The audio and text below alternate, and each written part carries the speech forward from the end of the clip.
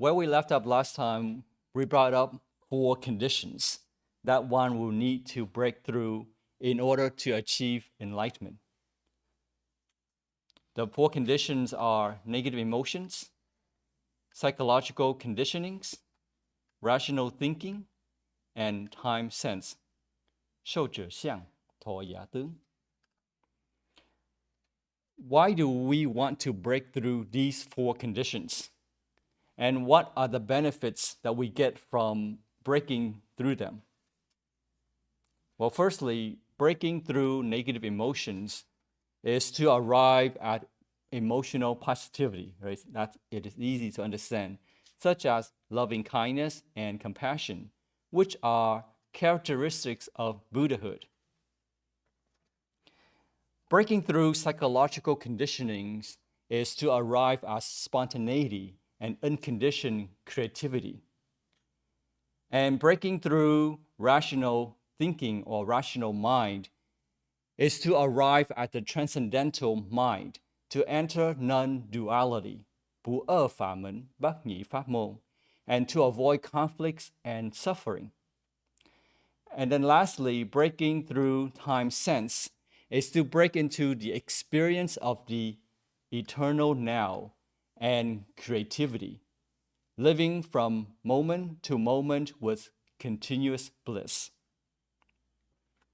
Now we have a general idea of today's discussion, which are these 4 conditions. Now we will talk about the how. So how does one break through? There are many ways that one can break through. In general, one breaks through with awareness, 觉醒, 等giác. It is through the cultivation of awareness, 修正念, tu chánh niệm. Awareness is the great dissolver of psychological conditionings. Without awareness, there is no spirituality. Without awareness, there is no spiritual life. It is said that it is better to steal with awareness than to perform a puja, 法會, 法會, without awareness. This, of course, is not to encourage stealing, but to make the point of how important awareness is. As long as there is awareness, then negativity will eventually be dissolved. Breaking through is also achieved through regular practice, 修行, 共修, 共度, either puja, 共修, 共度, or chanting or meditation on a regular basis. We have the weekly mindfulness session, right? 共修, 共度, every Saturday from 2:30 to 4:30. So it's a good way of maintaining that regular practice. It may be a small effect, but over time, it accumulates and can become a big impact. The impact and the result may be small, but over time, on a regular basis, it can produce a big impact. It can become a burst and a breakthrough. There's a story about a person trying to split a rock with a hammer, such as this illustration here. So holding the hammer, he strikes the rock. The hammer bounces back, but the rock apparently doesn't have any crack or any chip on it. Surprise, he hits the rock again and still nothing. This time, adjusting his grip a little bit more, and he hits the rock with all his might. The rock moves a little bit, but it still looks the same. This time, again, he keeps hitting and hitting again. On the 19th time, the rock does not seem to change. But then on the 20th blow, the rock cracks open. So there is no apparent impact on the rock for the first 19 blows. Does it mean that the first 19 blows did not matter? Of course not. But it wasn't the 19 blows that broke the rock, and it wasn't the 20th blow that cracked the rock alone. But it was all the work up front and the final blow that cracked the rock. There was an effect with every one of those strokes, but together they produced a big impact. Every time a practice is performed, one accumulates good seed. 善种子甜种子. These wholesome seeds may be small, but over time they produce a tremendous impact. But this, of course, requires us to have patience. So this is a general method of breaking through, which is to maintain regular practice. And as we practice, it builds tensions, and eventually it accumulates enough tension that it breaks through. It may be day after day, month after month, or even year after year. Eventually, it will accumulate enough momentum to break through. So that's one way. Another way of breaking through is to have a factor that can shock us to change our accustomed routine. Right? We do the same thing every day. Every week we go to puja, gong qiu, gong du. Every day we just chant the same name at the same time. But it doesn't give us an impact because we're accustomed to it and we're, in a way, spiritually numb to it. It could be a person or a situation where, as it were, that slaps us in the face to wake us up from our accustomed routine, our mechanical routine, right? 形式上的修行, right? 都很真很thức. It could be somebody criticizing us, bringing out our ego so that we can see it, so that we can smash it, as it were. Let's say that we are hiding behind the compliments and the comfortable environment where nobody irritates us and we think we are doing fine. But in actuality, we are just hiding behind our own ego, bản ngã, 自我, and we are inflating our unskillfulness, 不善业, 不体业. Until one day somebody criticizes us and hurts our ego, that we recognize how vulnerable we are spiritually and emotionally. However, by recognizing our own weakness, that we begin to gain strength or find a way to develop our true strength. Through such strength that we can break through the egoistic attachment, 我执, ngã chấp. We just talked about developing awareness in general to break through the conditionings. Now we will get back to the more specifics in addressing how to dissolve emotional negativity. Okay. How does one dissolve emotional negativity and psychological conditionings? One way of dissolving emotional negativity is to practice compassion meditation or to surround oneself with positive people. There are 5 levels to compassion and loving kindness meditation. 修慈悲 tu quán từ bi, called metta bhavana. Metta means friendliness. Bhavana means development. So to develop friendliness or to develop loving kindness. The first level is loving kindness towards yourself, towards ourselves. If we don't even appreciate and be kind to ourselves, then it's not likely that we can be genuinely kind towards others. So that's easy to understand. Next level is to have loving kindness towards friends and family. It's easier to reciprocate kindness to those who you love, who you admire, and who you care about. It's natural for us to care about ourselves, but there are people who are so negative that they don't even love or care about themselves. But anyways, it's not easy to care about others. So the next level or the next step up is to show caring towards those whom we love. But family love or friendship may be a disguise of egoistic attachment, 我执, ngã chấp. Right? So to make sure that our emotional positivity is not based on possessiveness and emotional attachment, 情执, 等chấp, we should continue to the next level, which is to have loving kindness towards strangers. So why strangers? Because the next level after this is to love our foes and enemies. So it's more practical to direct your loving kindness to those who are neutral to you, than to those who are negative to you. So it's a practice. It's a way of bridging that gap. For us to have true loving kindness towards those who want to hurt us, it's more practical, right? To practice, to start slowly expand that circle of loving kindness. And it's more practical, and we can be more successful that way.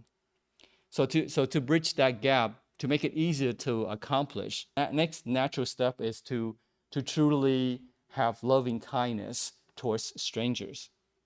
When we can overcome the hatred and see their potential for Buddhahood just like our own potential, then we are ready to practice loving kindness towards all sentient beings.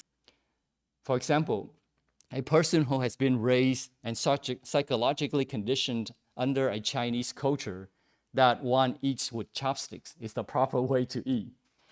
When one goes to a country like India or a Western country where people eat with their hands, they feel uncivilized, strange, or even disgusted. They will say, how can anybody put their food in their mouth with their fingers, using their fingers? They need to be using chopsticks. That's the proper way to eat. But after a while, they will realize that eating with one's hands is not that bad, and that it is all because of one's psychological conditioning in one's prior culture that one was culturally conditioned, essentially. Is there the right way to eat? Is using chopsticks the right way to eat? Well, of course not. Using fork and knife, is that the right way to eat? Or is it using one's fingers the right way to eat? There's no absolutely right way to eat. It's only wrong or right because of one's cultural perspective. If one claims that such and such is the right way and the other is wrong, then they are heavily under the influence of their own psychological and cultural conditionings. When we are in a new environment, other people's conditions are impinging upon ours, and uncomfortable and even painful. And that makes us to realize of our own conditionings, our own unconscious bias. No, it is our own unconscious bias that's doing all this to ourselves all along. When you have lived in a new environment for a while, you will realize that their culture may not be as bad or strange. And it makes sense to eat with their hands, maybe to be more efficient. And when you are not used to it, you will see that there's nothing wrong or strange about it. And then you realize that it has been your own cultural influencing you, that you think your way of living is normal and others are strange. Right? When we understand and recognize the conditions that we are under the influence of, we become free of it. So we can see that bias and discrimination are a result of our own cultural conditionings without our knowing it. One's unconscious bias leads to biased thinking and prejudice, which will lead to unskillful and evil deeds, 不善业, 不听业, and even fighting and killing without them knowing why they hurt and hate the people that they don't even know. Let me give you a specific example. I've been working with 2 supplier companies for many years. And so I get to see both sides, how they operate in both sides. Company A thinks that Company B is the worst company to work with. Probably the worst company in the world. And vice versa, Company B doesn't think very highly of Company A because they are direct competitors. So they like to withhold information and make the other company struggle or even suffer. They're on the same project, but they like to see the other company suffer. But because of this project, which is in a way lucrative, which I'm on, managing them both, that they are forced to work together. As time goes on, people either leave or retire, and new people come on. The old people of one company would tell the new people of how bad the other company was. And in this way, they were already conditioned to hate the other company, starting day one. Because I work with both companies, I've seen both the bad and the good of both companies. But company A can only see the bad side of company B, and vice versa. The new people hate their competitor because they have been culturally conditioned to hate them. Really, there's no reason for them to hate the other company. They don't even have the history, but when they talk about how bad the other company is, they bring up the history, which they came on board after historical events. So they didn't have the history, but yet they brought those things as if they were there.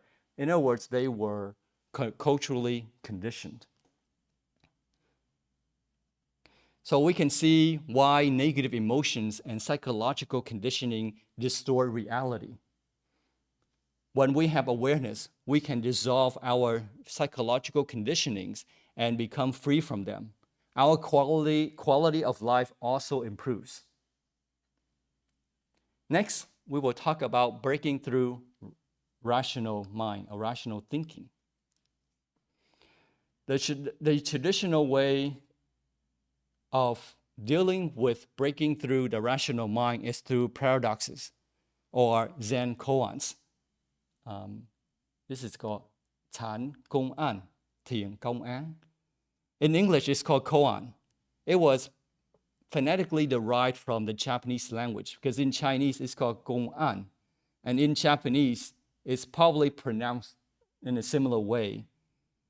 It was probably Alan Watts, who was famous for his books on Zen Buddhism, that the Western scholars popularized the term koan.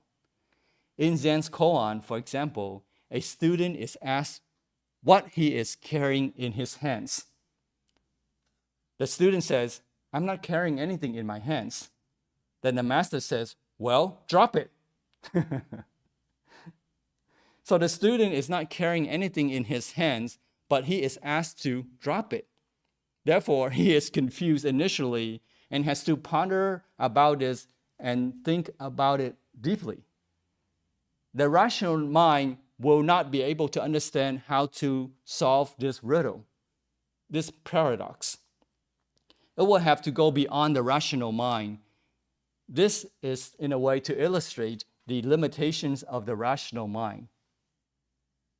Or the student is asked to answer the question of what is the sound of one hand clapping. So he has to spend hours, days, weeks, months, and even years to think about this, to come to an understanding of what is the sound of one hand clapping. If the student tries to be clever and try to clap like this with his hand, then he's just being silly, but he doesn't understand this paradox. So then he will have to go beyond the rational mind in order to understand this paradox. So the student is asked to meditate on this contradiction. This method of practice requires strong faith in the master and a strong sense of self-discipline, because it's going to take not days, not months, but years. Some people think about the contradiction for years on end just to come to understanding. And they will come to realize that this cannot be understood rationally. One will have to go beyond the rational mind in order to understand it.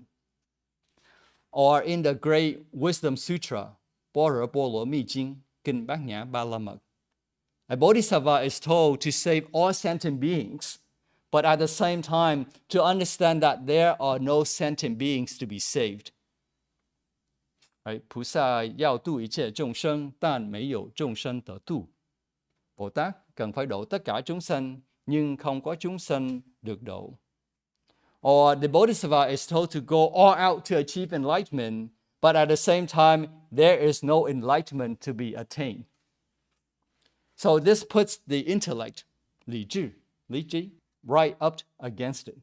The rational thinking will not be able to understand this contradiction, this paradox. What this is saying here is that the rational mind has limits, And communication is more than just conceptual, visual, or verbal. But true communication can also include mythological phenomena. So this myth here, by myth, I don't mean that it does not exist, but it conditionally and or metaphysically exists on another level, such as when the Buddha was born and he stepped on 7 lotuses as he was taking his first 7 steps, or that the heaven beings visited the Buddha, or the Buddha went up to the heavens for 3 months during a rainy season, or even our own dreams. Our dreams cannot be taken to be physically real, but at the same time, we cannot say that dreams are not part of us, that they are metaphysically or poetically true. This is why the rational mind has limitations and is dualistic, which will result in differentiation, bias, and ultimately conflict and suffering. One way to overcome the rational mind and duality is to meditate on a paradox, to enter non-duality and transcend the rational mind. 不二法门, 不二法門, that's non-duality. What in the world does this mean? If it sounds like I've just spoken some alien language, it's a normal reaction. Let me try my best to explain this. Hopefully with the following examples here will make clear of what I just said. We will use an excerpt from the Vimalakkhati Sutra, 维摩诘经, 维摩诘所说经, 入不二法門品第9, right? Kinh Duy Ma Cật Sở Thuyết Phẩm Chính nhập bất nhị pháp môn, to help explain how to overcome duality and achieve non-duality. 不二法門bất nhị pháp môn. For those not familiar with Vimalakkhati, 維摩诘居士, 居士 Duy Ma Cật, he was a figure during the Buddha's time who was known for his great wisdom, that even the great bodhisattvas fear him, for he could find their imperfections in their deeds and thinking. Vimalakkhati challenged the bodhisattvas to define duality and how to enter non-duality. 不二法門bất nhị pháp môn.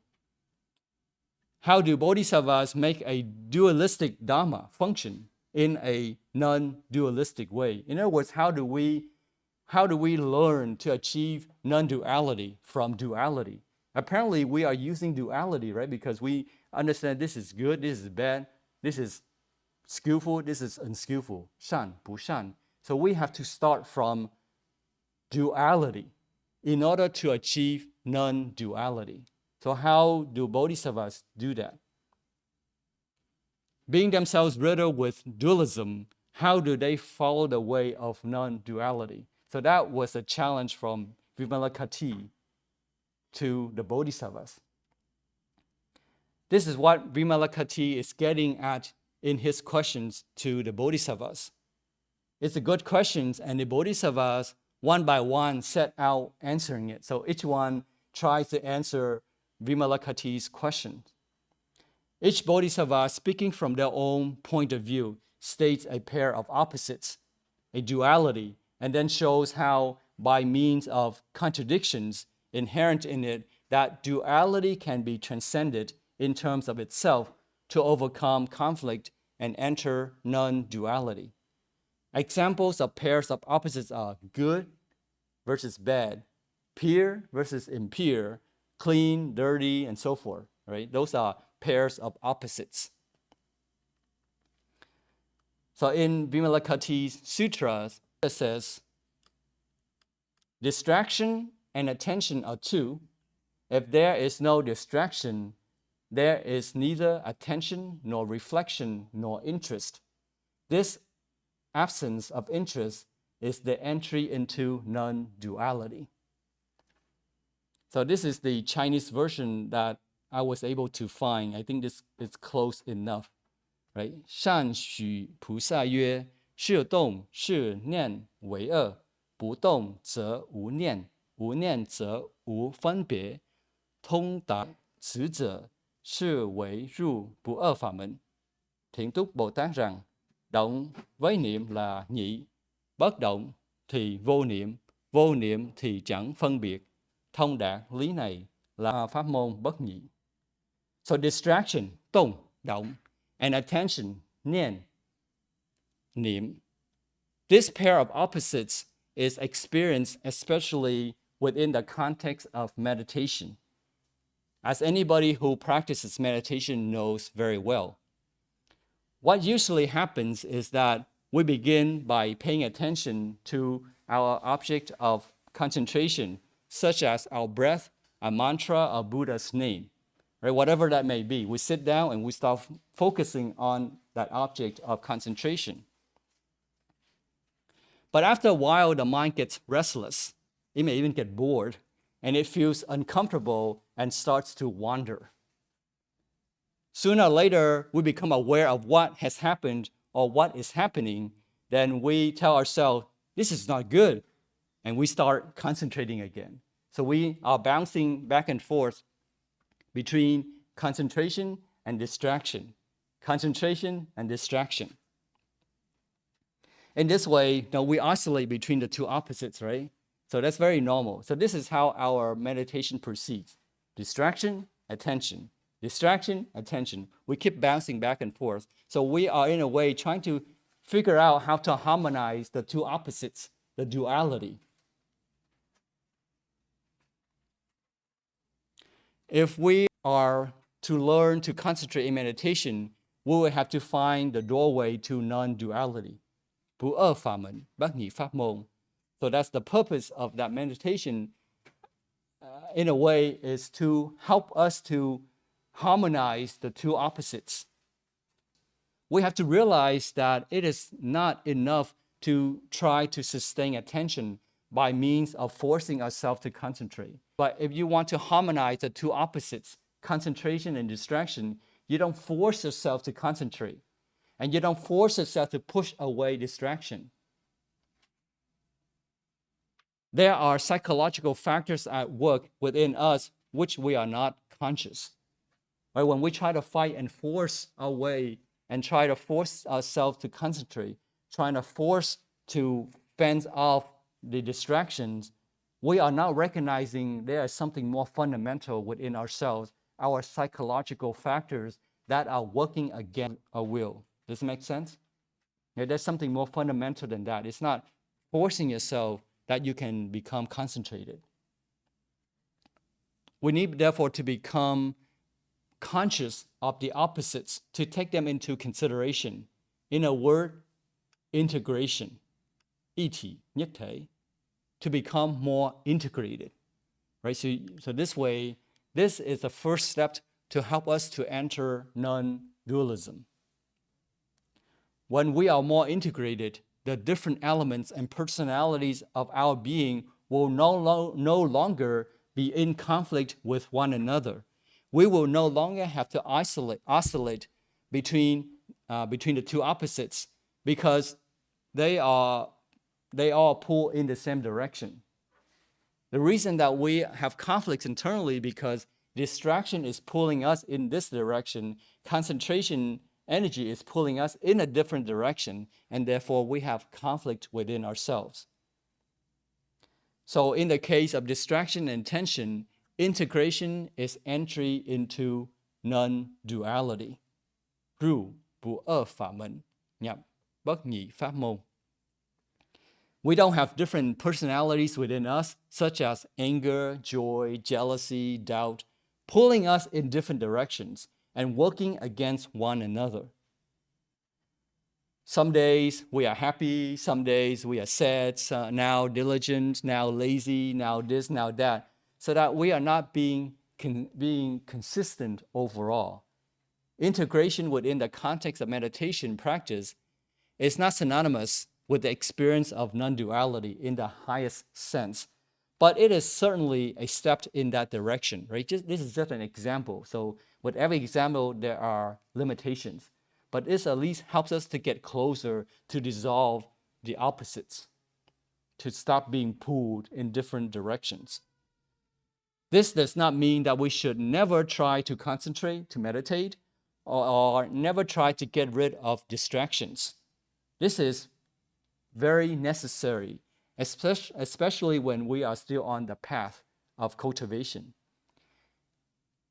Some meditation practices, such as mindfulness of breathing, for example, have an integrated effect because in that moment, you just focus on your breath and not being distracted by other things. So it helps us to minimize the dichotomy, the dualism of the opposites.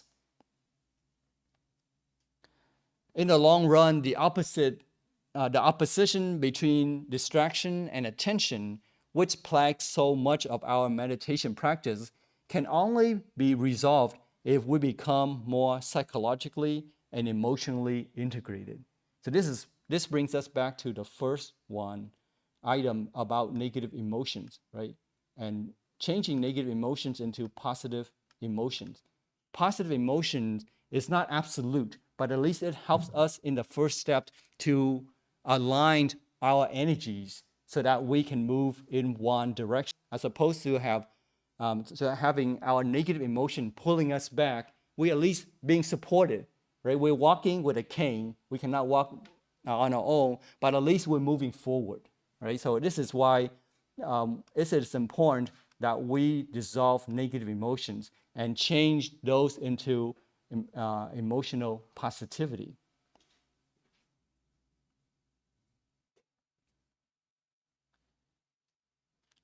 Becoming more integrated, 一体, nhất thể, is one way of overcoming duality and entering into non-duality. 入不二法门, nhập bất nhị pháp môn. Does this make sense? Another way to explain and practice non-duality is to be skillful and helpful the best you can without the egoistic attachment. Right? You do your best to help where you can because it's beneficial overall, but there is no me in it. You just do the best you can to be helpful, to help to propagate Buddhism because it is a positive thing to learn Buddhism. Therefore, your support will help others, but at the same time, there is no demand for personal recognition.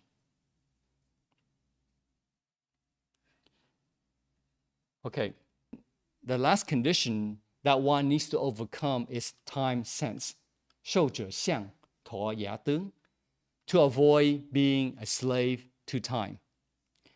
In terms of overcoming time sense, it is, for example, not to wear a watch or pay attention to the clock. This is going to be difficult for the wheel of industry to move smoothly. For example, if you're working for a newspaper or social media company and they're trying to roll out the next issue of the magazine, and here you are strolling in with your writing a few days later, well, that's not going to help. Right? Or when you feel like working, you stroll to your office. You have no sense of deadline or commitment to any kind of project. That would be problematic to the boss, right? The boss is not going to be very happy of that type of performance.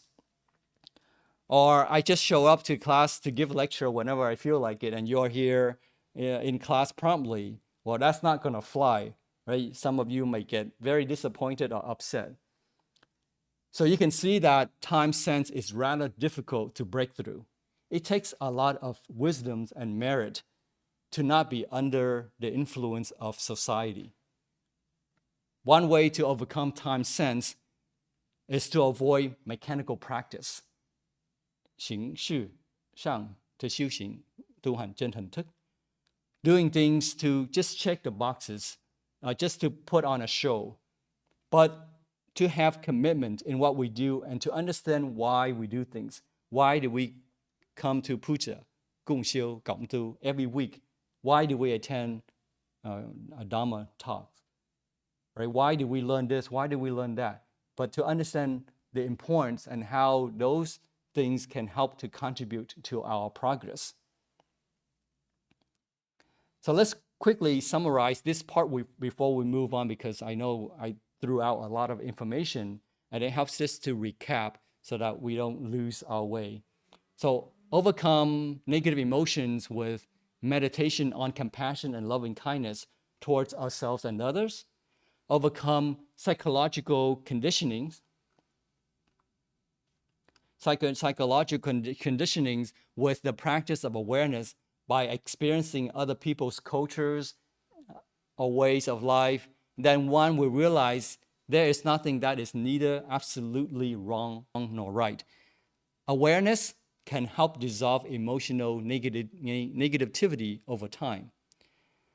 And next, overcome the limitations and duality of the rational mind with reflecting on contradictions and paradoxes and entrance into non-duality, meaning to into pairs of opposites, iti, nyikte.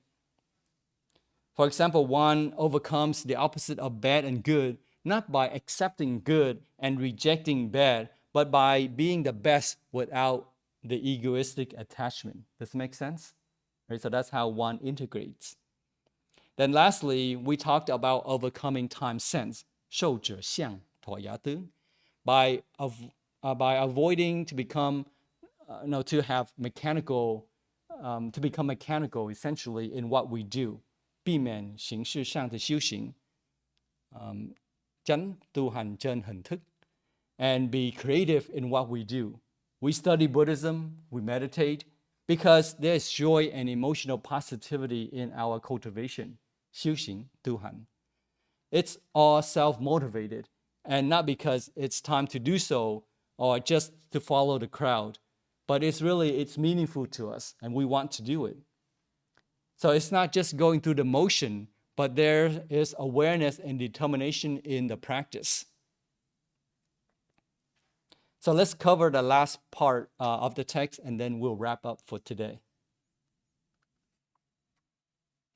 Venerable Sariputra must have been a stimulating company and sought after by many. One evening, the elders Moggallana, Mahakassapa, Anuruddha, Ravata, and Ananda went to Sariputra to listen to the Dhamma. In a beautiful and serene forest called Gosinga Forest of Solid Trees. Sariputra asked each one of them the same question, which is, what kind of person will make the solid trees in the Gosinga Forest shine brighter?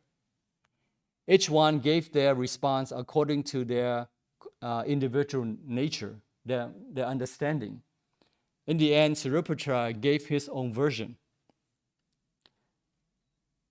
So he said, there is a monk who has control over his mind. In whatever mental abiding or attainment he wishes to dwell in the forenoon, like the morning, he can dwell in it at that time. In whatever mental abiding or attainment he wishes to dwell at noon, he can do that. And then if he wants to dwell in the evening, he can do that as well. It is as though a king's or royal minister's cloth chest were full of many colored garments, so that whatever pair of garments he wishes to wear in the morning or at noon or in the evening, he can wear it at will at those times. Similarly, it is with a monk who has control over his mind, who is not under the control of his mind. In whatever mental abiding attainment he wishes to dwell in the morning or at noon or in the evening, he can do so at will at those times. Such a monk, my friend Moggallana, may lend luster to this Gosinga Sala forest. So a person who has control over his mind, who has self-control, self-discipline, make the environment brighter. So that was his version of it. So what can we learn from this? Some people think that they have entered deep meditation because while sitting, they have lost consciousness of time and space. They're in the blank. So this form of meditation, I mean, you can call it meditation, but it is not right meditation. 正定, 真定. Right meditation is based on skillfulness and awareness, and not attached to meditative bliss. Because you look at the Eightfold Path, 八正道, 八真道, the foundation of right meditation consists in skillfulness, right? And then that's when you jump more into spirituality, like right diligence and right mindfulness, and then right meditation. So right meditation needs to have a foundation, not just meditation. Or someone says that they hear the name of Amitabha without chanting. Even if they don't want to chant, they can still in their head. And even though they don't want to hear it, they can still hear it in their head. So they call it that they have achieved Buddha mindfulness, or Buddha name mindfulness samadhi. 念佛三昧, 念佛三昧. Based on this description that they can hear the name without them wanting to, I won't say they're wrong or that it's not Buddha mindfulness samadhi, 念佛三昧, 念佛三昧, because I don't know the actual experience.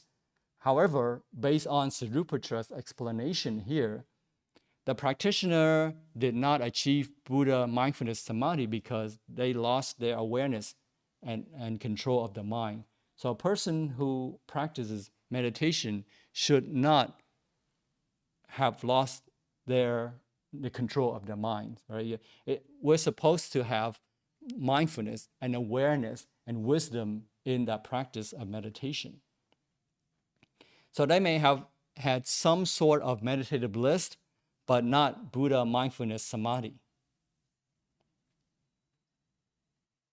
In the Middle Discourse Sutra, 中部经跟中部, Buddha was saying with reference to his own early practice of the jhanas, 禅定, 听人.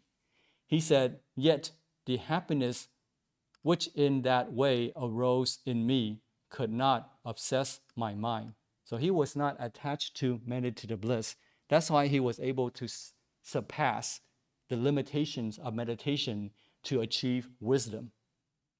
The Buddha was able to transcend the trap of meditative bliss. Right? So we should be careful when we practice meditation that what is it that we're trying to achieve, and that do we still have attachment to the bliss. It doesn't mean that we don't have bliss. Bliss is secondary effect. It will come naturally. But if we make it our primary goal, then we are stuck. Okay, one last thing about the topic of friendships, and then we'll wrap up. Once Sariputra repeated some words of the masters, Ru Lai, Như Lai, had spoken to Ananda on another occasion. This is the holy life of purity, Brahmacharya of Fanxing, right? Famhan, namely noble friendship, noble companionship, noble association. So spiritual friendship is the whole of the spiritual life. Spiritual friendship is very important for spiritual progress. So we can see that this whole thing with cultivation is not only self-reliance, but we should leverage the external factors such as friendship to grow. Because with friendship, when we have spiritual friends, they help to bring out our weaknesses as well as our strength. And we should recognize both our strengths and weaknesses so that we can improve on our strength and eliminate our weaknesses by converting weaknesses into strength. All right, let's summarize and then we'll conclude for today. So I realize today's discussion may not be easy to understand. It will take some time to think about and realize what we have heard. It might be beneficial, for me to repeat now, but then for you to reflect on it. And hopefully it will make more sense when you have a chance to reflect on it a little bit more. Firstly, we talked about overcoming negative emotions with compassion meditation, overcoming psychological conditionings with awareness, overcoming rational thinking with non-duality, bất nhị pháp môn, bố ơ phả mệnh, to avoid bias and conflict, and eventually to avoid suffering, and to overcome time sense, 受者相, thọ giả tướng, with creativity and commitment to avoid mechanical practice, right? Understand why we do things, why we attend class, why we attend puja, cung siêu, cộng tu. And lastly, spiritual friendship is important for spiritual growth. So this completes the sections on Venerable Sariputra and friendships. Next time when we meet again in a couple of weeks, we'll talk about the next topic, which is the helper, how Sariputra, how he was as a helper.